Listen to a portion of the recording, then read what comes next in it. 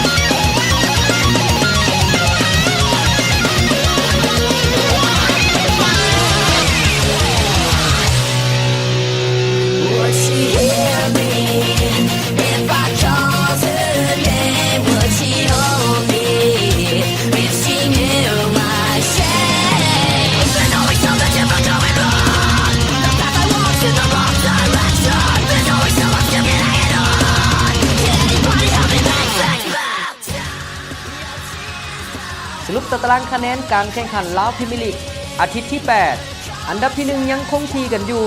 ตกเป็นของทางด้านสโมสรลาวโตโยต้าแข่ง 8 นัดชนะ 7 มี 21 คะแนนอันดับ 2 สโมสรล้านสร้างยูไนเต็ดแข่ง 8 นัดชนะ 6 มี 19 คะแนนอันดับ 3 สโมสร CSC จำปาแข่ง 8 นัดชนะ 6 มี 19 คะแนนอันดับ 4 สโมสรกองทัพแข่ง 8 นัดชนะ 4 มี 15 คะแนนส่วนว่าอันดับที่ 13 สโมสรอีสเทิร์นสตาร์แข่ง 8 นัดชนะ 1 มี 4 คะแนนและอันดับสุดท้ายของแต่ตารางอันดับที่ 14 สโมสรไซธานีซิตี้แข่ง 8 นัดชนะ 1 มี 4 คะแนน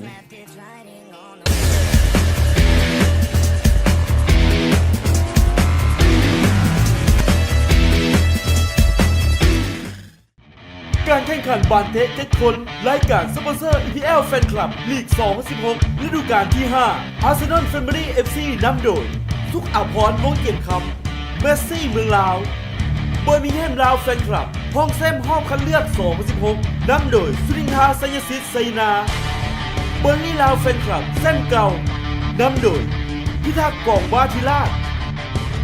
เซลซีออฟฟิเชียลซัพพอร์เตอร์ขับลาวพีดีอาร์นำโดยเสริมซักสันสุวรรณดาวยิ่งสูงสุด EPL แฟนคลับ 2014 เอเวอร์ตันลาวแฟนคลับนำโดยบัวเลี้ยนบุญพจักรเลสเตอร์ซิตี้ลาวแฟนคลับแซมฮอบคันเลือก 2016 นำโดยซันเดชจักรพรเดอะคอปอินลาวนำโดยแสงสุวรรณสอนบุรมแมนเชสเตอร์ซิตี้ลาวแฟนคลับนำโดย1ซุปเปอร์วันพิทลาโพธิศาสตร์แมนเชสเตอร์ยูไนเต็ดลาวแฟนคลับนำโดยต้อมแมสสุริยาธนุวันนิวคาสเซิลยูไนเต็ดลาวแฟนคลับเส้น2 สมัยนำโดยอนุสัยสุดาลีเซาท์แฮมป์ตันลาวแฟนคลับนำโดยสังคมวงรัศมีท็อตแฮมฮอสเปอร์ลาวแฟนคลับนำโดยนักห้องเสียงใสกิมมี่แทมโปกายกอนซีซิตี้ลาวแฟนคลับนำโดยเซียร่าสันติพรและซันเดอร์แลนด์ลาวแฟนคลับนำโดยวิไลบุรพันธ์เปิดสนามย่างเป็นทางการนัดทำอิฐวันอาทิตย์ที่ 6 มีนาคม 2016 นี้ที่สนามกีฬาลาดสร้างอินดอร์บ้านโพนปะเป้าเมืองศรีสัตนาถนครหลวงเวียงจันทร์ติดตามชมการถ่ายทอดสดทุกวันอาทิตย์เวลา 16 โมงเป็นต้นไปทางโทรภาพลาวสตาร์สนับสนุนหลักย่างเป็นทางการโดยเครื่องดื่มเกิดเฮสปอนเซอร์และร้านสร้างอินดอร์ร่วมในการสนับสนุนโดยจัดการแข่งขันโดยสมาคมแฟนบาสพรีเมียร์ลีกอังกฤษแห่งประเทศลาวและอีโวมีเดีย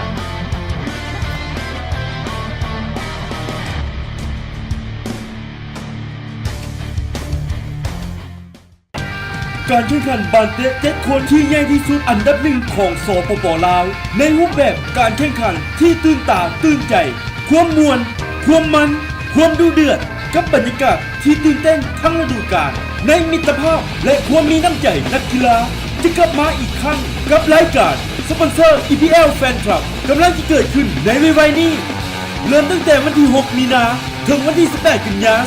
2016 แข่งขันทุกๆวันอาทิตย์ที่สนามกีฬาลาดสร้างอินดอร์สปอร์ตเซ็นเตอร์สนใจร่วมสนับสนุนกิจกรรม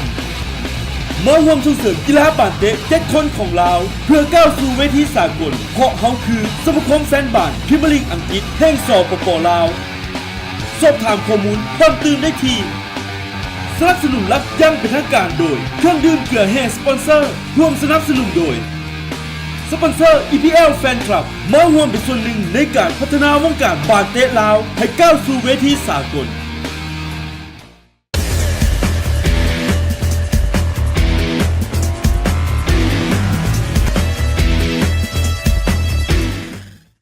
ทีมเก่ากับการเปลี่ยนแปลงใหม่สวรรค์ยูไนเต็ด3 ปีที่ผ่านมาก่อนหน้านี้ก่อนจะมาเป็นสวรรค์ยูไนเต็ดแมนใส่ซื้อสวรรค์ FC เกิดอย่างขึ้นกับทีมของเขาเจ้าแต่ว่ามาฮอดในฤดูกาลนี้แข่งขันไปแล้ว7 นัดชนะ 3 มี 13 คะแนนเป็นอันดับที่ 5 เว้าถึงการเปลี่ยนแปลงของสวรรค์ยูไนเต็ดแน่นอนว่าในฤดูกาลนี้เป้าหมายของทีมเขาเจ้าสูงสุดแมนฮอดใสและแนวทางของบอร์ดบริหารของสวรรค์ยูไนเต็ดเป็นคือแนวใดแดนอกจากนั้นผลงานในปีนี้ของลาวพรีเมียร์ลีกสวรรค์ยูไนเต็ดเองคาดหวังไว้สูงต่ำซำใดมื้อนี้ทางทีมงานรายการฟุตบอลอินไซด์ของพวกเราจะพาท่านไปรับชม การเปลี่ยนแปลงของเขาเจ้าจากสวรรค์ FC กลายมาเป็นสวรรค์ยูไนเต็ดเป็นขึ้นเท่าใดเฮาไปติดตามพร้อมกัน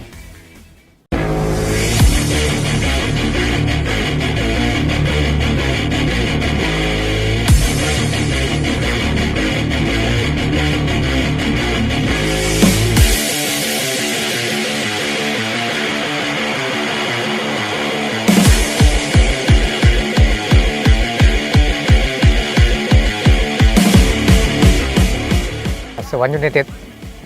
กับทุกคนกับคุ้นเคยคือสวรรค์ FC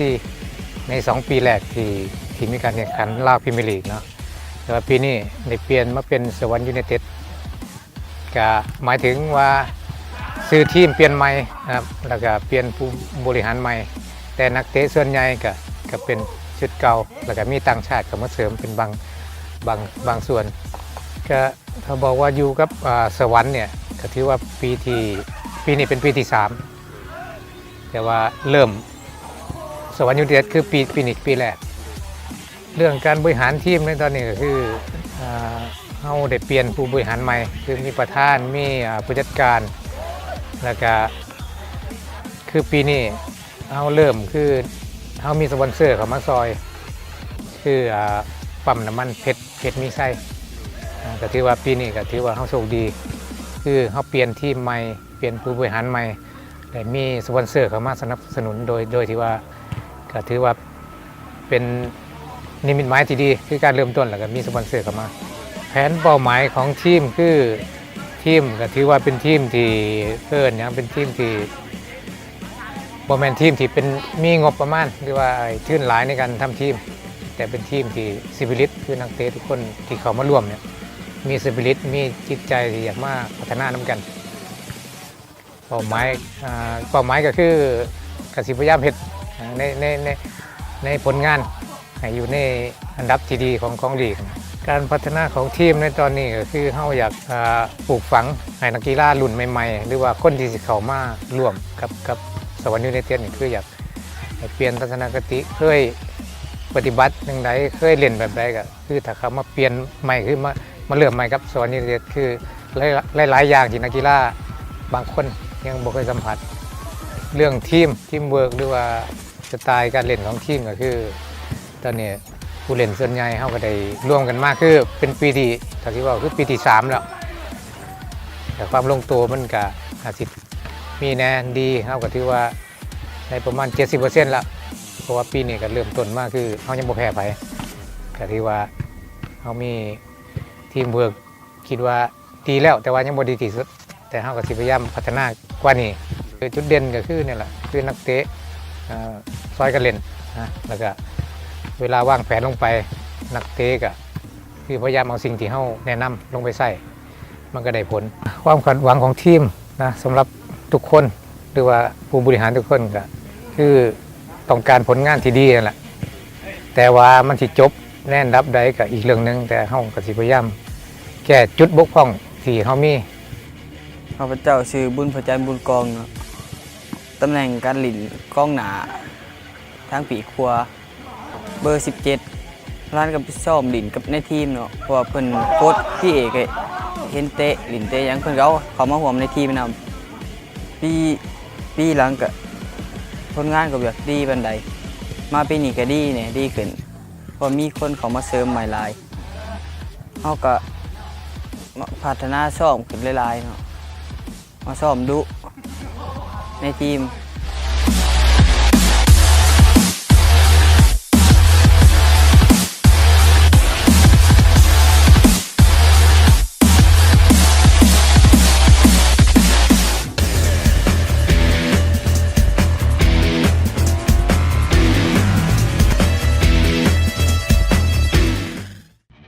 การแข่งขันบานเทะ7คนรายการสปอนเซอร์ EPL Fan Club ลีก 2016 ฤดูกาลที่ 5 Arsenal Family FC นำโดยทุกอาภรณ์วงเกียรติคำเมสซี่เมืองลาวเบอร์มิงแฮมลาวแฟนคลับห้องแซมห้องคัดเลือก 2016 นำโดยสุรินทราไซยสิทธิ์ไซนาเบอร์ลี่ลาวแฟนคลับแซมเก่านำโดยพิทักษ์กองวาธิราชเซลซีออฟฟิเชียลซัพพอร์เตอร์ขับลาวพีดีอาร์นำโดยเสริมซัดสันสุวรรณดาวยิ่งสูงสุด EPL แฟนคลับ 2014 เอเวอร์ตันลาวแฟนคลับนำโดยบัวเลี้ยนบุญพจักรเลสเตอร์ซิตี้ลาวแฟนคลับแซมฮอบคันเลือก 2016 นำโดยซันเดย์จักรพรเดอะคอปอินลาวนำโดยแสงสุวรรณสอนบุรมแมนเชสเตอร์ซิตี้ลาวแฟนคลับนำโดย1ซุปเปอร์วันพิทลาโพธิศาสตร์แมนเชสเตอร์ยูไนเต็ดลาวแฟนคลับนำโดยต้อมแมสสุริยาธนุวันนิวคาสเซิลยูไนเต็ดลาวแฟนคลับเส้นสองสมัยนำโดยอนุสัยสุดาลีเซาท์แฮมป์ตันลาวแฟนคลับนำโดยสังคมวงศ์รัศมีท็อตแฮมฮอสเปอร์ลาวแฟนคลับนำโดยนักห้องเสียงใสกิมมี่แคมโปกายกอนซีซิตี้ลาวแฟนคลับนำโดยเซียร่าสันติพรและซันเดอร์แลนด์ลาวแฟนคลับนำโดยวิไลบุรพันธ์เปิดสนามย่างเป็นทางการนักทำอิฐวันอาทิตย์ที่ 6 มีนาคม 2016 นี้ที่สนามกีฬาลาดสร้างอินดอร์บ้านโพนปะเป้าเมืองศรีสัตนานครหลวงเวียงจันทร์ติดตามชมการถ่ายทอดสดทุกวันอาทิตย์เวลา 16 โมงเป็นต้นไปทางโทรภาพลาวสตาร์สนับสนุนหลักย่างเป็นทางการโดยเครื่องดื่มเกิดเฮสปอนเซอร์และร้านสร้างอินดอร์ร่วมมีการสนับสนุนโดยจัดการแข่งขันโดยสมาคมแฟนบาสพรีเมียร์ลีกอังกฤษแห่งประเทศลาวและอีโวมีเดีย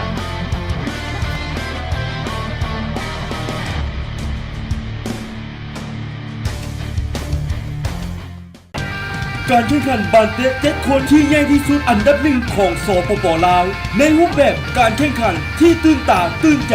ความมวลความมันความดุเดือดกับบรรยากาศที่ตื่นเต้นทั้งฤดูกาลในมิตรภาพและความมีน้ำใจนักกีฬาจะกลับมาอีกครั้งกับรายการสปอนเซอร์ EPL Fan Club กำลังจะเกิดขึ้นในวัยนี้เริ่มตั้งแต่วันที่ 6 มีนาถึงวันที่ 18 กันยายน 2016 แข่งขันทุกๆวันอาทิตย์ที่สนามกีฬาลาดสร้างอินดอร์สปอร์ตเซ็นเตอร์สนใจร่วมสนับสนุนกิจกรรมมาร่วมส่งเสริมกีฬาบาสเตะ7คนของเราเพื่อก้าวสู่เวทีสากลเพราะเขาคือสมาคมแฟนบาสพรีเมียร์ลีกอังกฤษแห่งสปป.ลาวสอบถามข้อมูลเพิ่มเติมได้ที่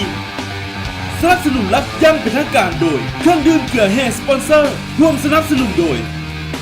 สปอนเซอร์ EPL Fan Club มาร่วมเป็นส่วนหนึ่งในการพัฒนาวงการบาสเตะลาวให้ก้าวสู่เวทีสากล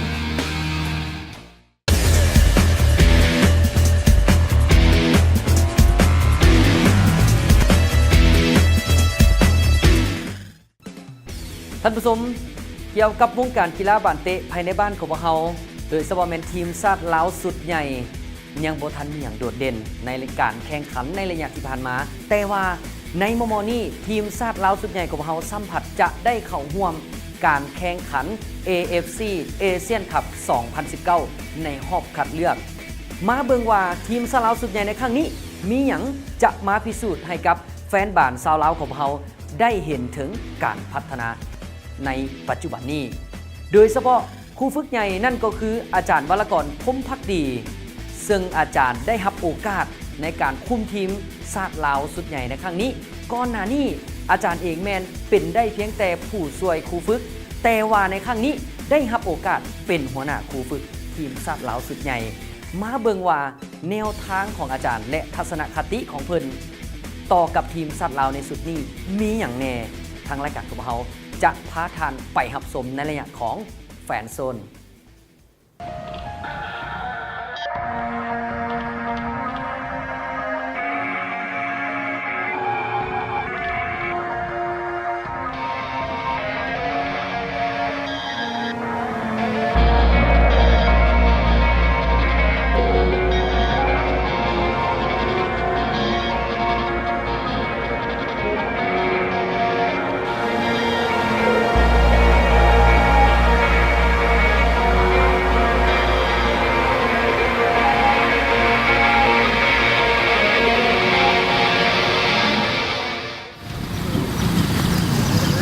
สวัสดีท่านผู้ชมขอต้อนรับเข้าสู่แฟนโซนกับข้าพเจ้าภูเงินบัวทองท่านผู้ชมอาทิตย์แล้วนี้ข้าพเจ้าได้ตั้งกระทู้อยู่ในแฟนเพจ The Passer ลาวเกี่ยวกับการแสดงความคิดเห็นของแฟนบาสเข้ามาสู่ทีมชาติและการสหพันธ์บาสเตะโดยเฉพาะคอมเมนต์ทีมชาติชุดนี้ที่จะลงทำการแข่งขันรายการ AFC ASEAN Cup 2019 รอบเพลย์ออฟและเมื่อนี้ทางรายการของพวกเขาได้รับเกียรติ จากอาจารย์ใหญ่ที่รับผิดชอบในการฝึกสอนบานเตะทีมชาติชุดใหญ่ที่จะเข้าร่วมรายการแข่งขันในชุดนี้สวัสดีอาจารย์อาจารย์อยากให้อาจารย์เว้าถึงความเป็นไปเป็นมาของอาจารย์ เจ้า ก็เรียนก็ต้องขอบใจรายการเนาะ เจ้า ใช้โอกาสมาให้ข้อมูลนะให้โอกาสเข้ามาร่วมแลกเปลี่ยนข้อมูลข่าวสารโดยเฉพาะเกี่ยวกับส่วนตัวข้าพเจ้าเองและก็เกี่ยวกับทีมชาติชุดปัจจุบันเนาะ เจ้า โดยส่วนตัวแล้วก็ชื่อเต็มก็แม่นวรกรพงษ์ภักดี เจ้า เนาะผ่านมาในชีวิตวัยหนุ่มก็เคยเตะบานคือทั่วๆไปนะ เจ้า แต่ว่าสมัยนั้นก็อาจที่คุกคักๆหน่อยนึงว่าเอาที่บ่มีลักษณะแบบนี้สมัยแต่ก่อนการเตะบานก็แม่นย่อมใจคัก เจ้า เขาก็เป็นทั้งนักศึกษาเป็น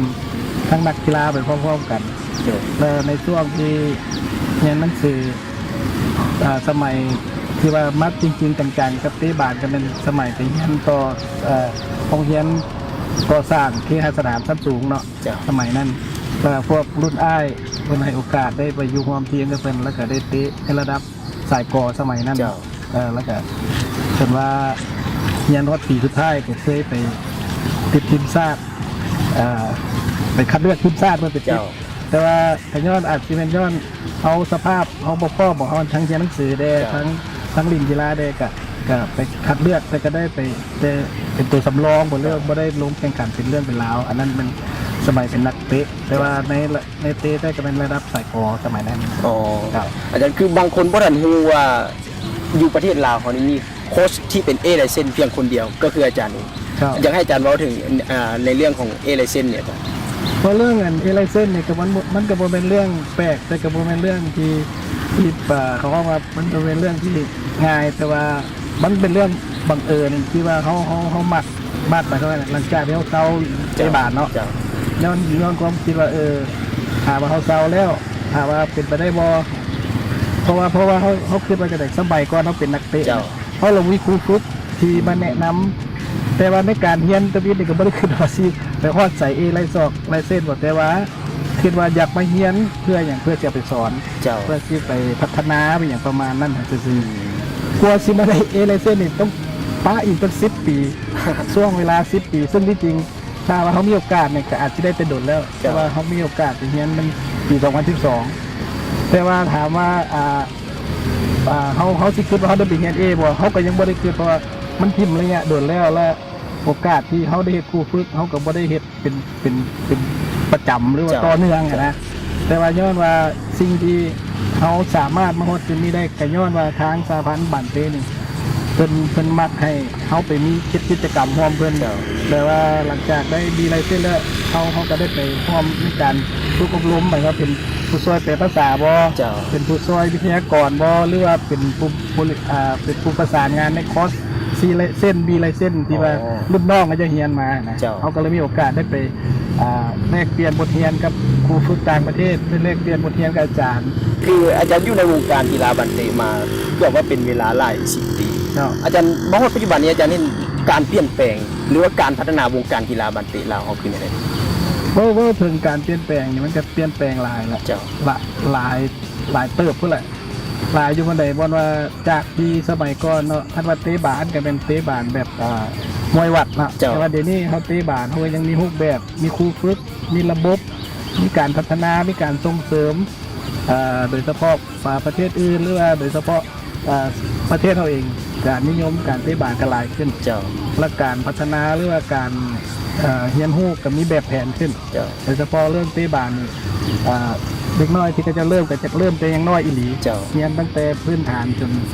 ใหญ่ขึ้นตามระดับว่าจะขึ้นก็ว่าครูฝึกที่แต่ละรุ่นที่มาเนี่ยมีครูฝึกแบบไหน เจ้า สอนให้เจ้าพื้นฐานได้ไหนนะอันนี้เขาเห็นความแตกต่าง แล้วก็เป็นสิ่งที่ดีอยู่มันว่าได้ไหน อันที่หนึ่งมันดีว่ามันเป็นสิ่งที่ว่าเขาคิดได้แต่สมัยโอ้อยากเห็นบ้านเขานี่ เด็กน้อยมามักเล่นกีฬามักเตะบาสบ่แม่นเตะบาสหรอกกีฬาอย่างก็ได้ขอแต่ว่าเด็กน้อยเล่นกีฬา เจ้า แต่ว่าเขามักเล่นเตะบาสเขาก็เลยมามุ่งมั่นทางนี้นะ ทีมชาติชุดนี้เขามีเป้าหมายหรือว่าเขาสิไปฮอดใส่ในรายการนี้ หรือว่ารายการอื่นๆ สมมุติว่าจัง เอาจังซี่ซะเขาก่อนเขาที่ว่าเป้าหมายกันเขาเว้าเรื่องนักกีฬาไปก่อน เจ้า นักกีฬานี่ที่ว่าโดยเฉพาะเขามีโอกาสได้เข้ามาจุดนี้เนาะ เจ้า เขาก็อยากเว่าต่อแฟนรายการหรือว่าต่อสังคมต่อแฟนบ้านทั่วประเทศว่าการเขาที่มาเฮ็ดจุดนี้นะก็แม่นว่าเขามาด้วยใจ เจ้า เขามาด้วยความตั้งใจ โดยเฉพาะคนในโอกาสเขาคนลาวเขากับดึงทีมงานที่เป็นคนลาวแล้วก็พยายามเอานักกีฬาที่มีสมรรถภาพหรือว่ามีความอาจสามารถอีหลี และให้โอกาสคนรุ่นใหม่นะบ่เฉพาะต้องเป็นหน้าเก่า เจ้า ๆมันก็แต่ว่าในการคัดเลือกมันมีการผสมผสานกันแล้วว่า เจ้า ผู้มีประสบการณ์หรือดาวรุ่งบอกอันที่เขาจะห้องยกตัวอย่าง เจ้า แต่ว่าทั้งนี้นั้นเขาก็มีบรรทัดฐานของเขาว่า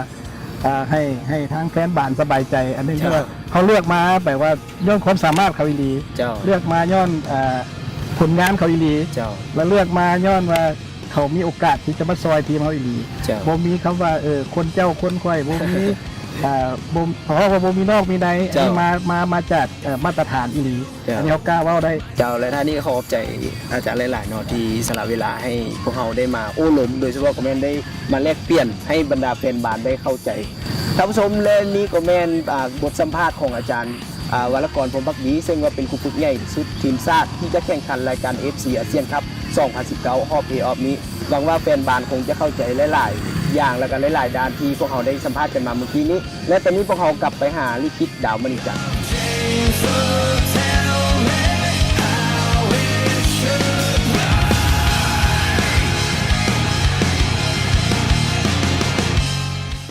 และนั่นก็คือบทสัมภาษณ์ของอาจารย์วรกรพรหมภักดีที่เพิ่นให้ทัศนคติเกี่ยวกับทีมชาติลาวสุดใหญ่ในครั้งนี้นอกเหนือจากนั้นแล้วท่านผู้ชมทางบ้านยังสามารถติดตามการเคลื่อนไหวของทีมชาติลาวสุดใหญ่ผ่านทางรายการฟุตบอลอินไซต์ของพวกเราหรือว่าผ่านทาง Facebook Fanpage ก็ได้มีข้อมูลปัญหาใดที่ว่าของคาใจสามารถอินบ็อกซ์มาสอบถามกับพวกเราได้นอกเหนือจากนั้นแล้วท่านผู้ชมทางบ้านอยากให้พวกเขานำเสนอเรื่องราวปัญหาใดวงการกีฬาบันเตะในบ้านของพวกเขาแบบเจาะลึกทางรายการของพวกเขายินดีที่จะไปนำหาข้อมูลไปซอกหาข้อมูลแล้วนำมาเสนอกับท่านผู้ชมได้หับหู้ไปพร้อมๆกันทางโมนี่ก็คือเรื่องราวที่ทางรายการฟุตบอลอินไซต์นำมาเสนอให้กับท่านผู้ชมได้หับชมพร้อมๆกันสามารถติดตามรายการเฮาย้อนหลังผ่านทาง Facebook Fanpage Evo Media และก็ทาง YouTube ได้เช่นเดียวกันสำหรับมื้อนี้ลิขิตดาวมณีจันทร์พร้อมด้วยทีมงานรายการต้องขอจากลาท่านผู้ชมไปก่อนพบพ่อกันได้ใหม่ในวันพฤหัสหน้าตั้งแต่เวลา 20:30 ไปจนถึง 21 โมงทางโทรภาพลาวสตาร์สำหรับวันนี้ลาก่อนสบายดี